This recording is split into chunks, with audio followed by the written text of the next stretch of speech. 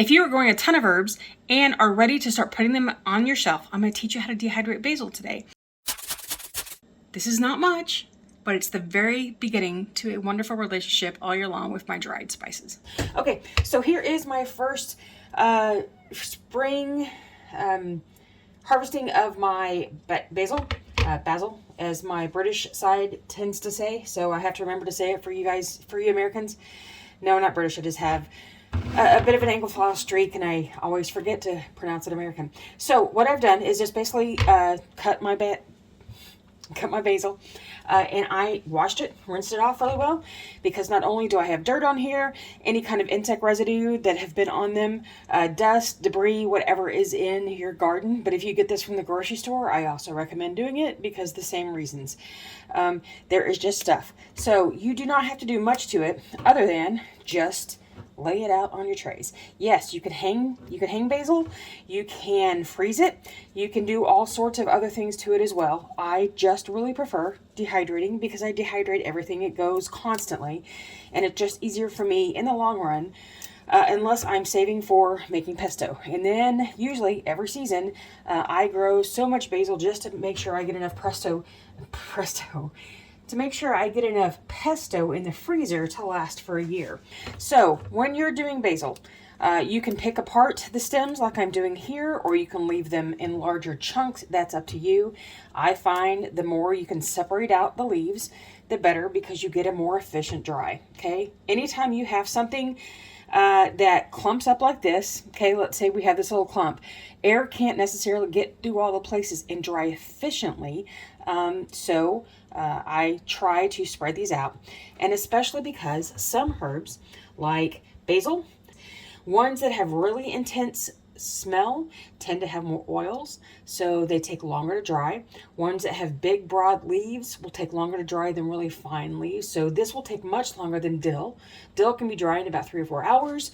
This is going to take maybe up to 24, maybe a little longer, because it is so flavorful and so full of oils, and the leathering of the leaves, it can take a long time, and it really confuses people about, I've had my basil on for 6 hours, why isn't it dry yet? They say that herbs are dry between 4 and 6 hours, and it's like, that's not true, which is why you can never go by time, go by how dry it is. So let me go ahead and load up another tray.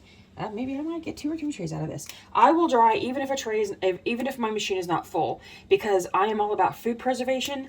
The little bit that I spend on using my dehydrator to get things dry in my pantry is well worth the cost of having to buy it, especially when it doesn't taste as good. So I'm going to do this one. Let me get another tray out.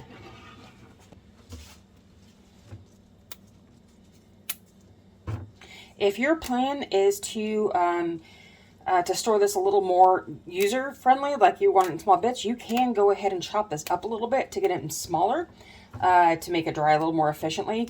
I just prefer to go ahead and keep things as whole as I can. I will crunch this up just a little bit when I store it so it doesn't use up so much space. But you can do this however you want. It's really forgiving. You can keep your stems in there because they still have flavor. It's not just the leaves. Really, it's forgiving. So that clump I am going to break up a little bit because it was so compact that it won't dry through very properly, or efficiently, as it say. Let's just get these out. So here's tray number 2. Let's go. All right, so we set, for herbs, we set 95. Do you see that? 95 degrees, 35 C. You want to go as low and slow as you possibly can to keep all of the nutrients and to keep the flavor, because they can tend to sort of lose some flavor if you do them too hot. So that's what we're looking for.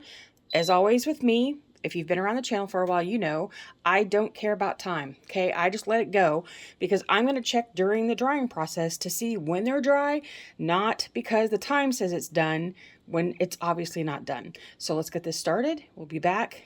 Probably I'll check at the 8-hour mark and again at the 12. Okay, we are almost 48 hours into this. Yes, 2 days. I told you basil can take a while, depending on the variety, whether or not you're doing the smaller leaves or the bigger leaves. These were the bigger sweet basil leaves. Well, that's the time that I put on later, that I I had some plants that I was planting and they were a bit leggy, so I just pulled out a little bit of the thyme that I'll take care of in a little while. But this is the basil and what it looks like now. Okay, yeah, you're gonna see some brown spots. Sometimes that's from waterlogging, sometimes that's just the plant, but here's what you're looking for. Crisp leaves that crumble in your hand, just like that, okay? So that's the goal for dehydrated herbs. But what you don't want to do is turn your machine off and immediately test, because heat can make things soft. And sorry about the noise in the background. That is my Sahara running a whole load of cabbage right now. But what we're looking at is trying to make sure that things have cooled off before you test, because the heat will keep some things softer than they actually are once they've cooled off. So let's give this about 10 or 15 minutes and we'll get on with storing.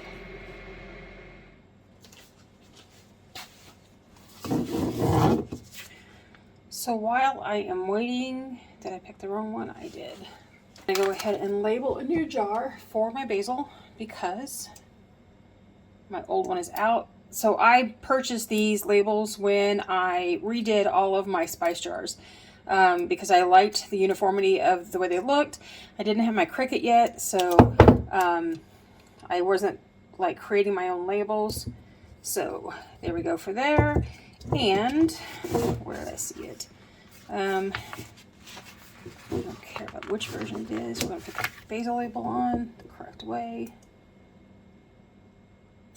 because this is a permanent jar for me. By the end of the season, I will have a larger jar that I store, and then this will be the one that I keep handy in my storage, in my cooking seasonings that I keep handy, that I will transfer into this jar. That's the one that gets open and shut all the time, and I don't do that with my storage. They stay in a big jar, stay closed, and they don't go bad as quickly.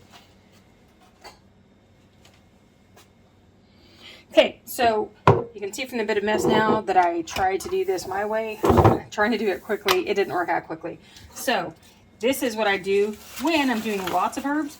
I was thinking that maybe with just this little bit, I could do this a lot more quickly than I was, and it didn't work. So here's how I'm going to handle it. Put them on your sheet, paintbrush, whatever size you want. Since these are the ones that are going to get used more quickly, these are the ones that are going to go in now.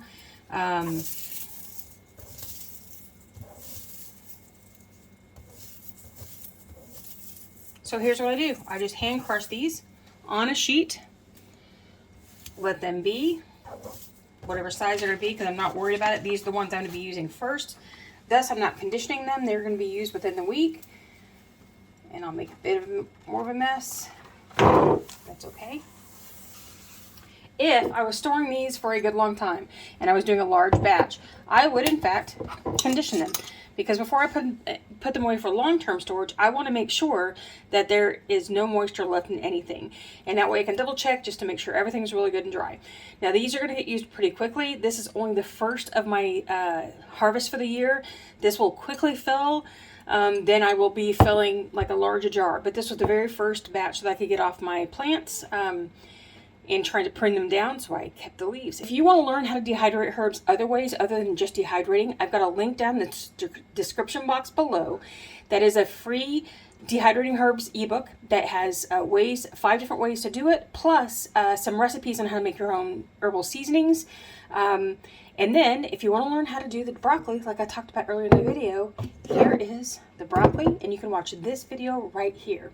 And until I see you again next time, happy dehydrating. By the way, this will last you about a year.